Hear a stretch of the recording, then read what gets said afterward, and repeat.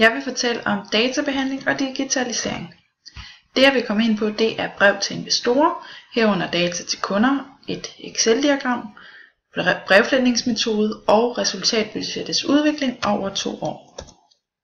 Her ser vi brevet til investorerne.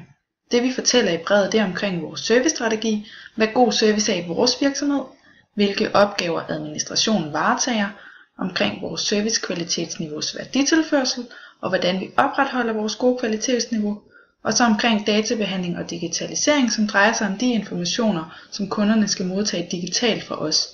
Det drejer sig om nyhedsbrev, tilbud, kvitteringer og fakturaer, som altså alt sammen sker digitalt. Derudover tilbyder vi også at holde online-møder over Skype, hvis kunden ønsker det. Og da vi har en målsætning om 80% kundetilfredshed det første år, så er det en god idé at imødekomme kundernes ønsker på den her måde. Nederst der ser vi 2 grafer, som viser udviklingen over 2 år. Og det er lavet i et Excel, hvor vi har brugt beregningerne i Excel til at lave de her diagrammer. Måden man brevfletter, det er inde i Word, hvor man vælger forsendelser, brevfletning, guiden til trinvis brevfletning, og på den måde kan man så vælge det man vil sende brevet til ud fra en database.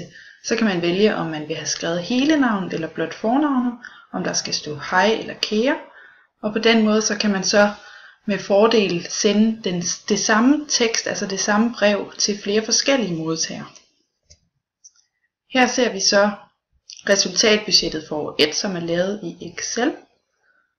Og det viser, at i nogle måneder er der underskud. Det skyldes, at vi får halvdelen af betalingen før forløbet starter, og så får vi så den sidste halvdel, når forløbet er slut.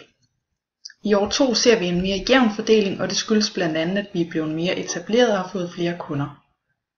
Måden man udregner, det er for eksempel nettoomsætning minus om man med vareforbruget, og så får man så bruttofortjenesten. Den formel kan man så kopiere til de resterende måneder, og på den måde behøver man kun at skrive formlen ind én gang. Det samme med bruttoavanceprocenten. Der siger man bruttofortjenesten divideret med nettoomsætningen, og på den måde får man så bruttoavancen i procent, som ligeledes kan kopiere til de resterende.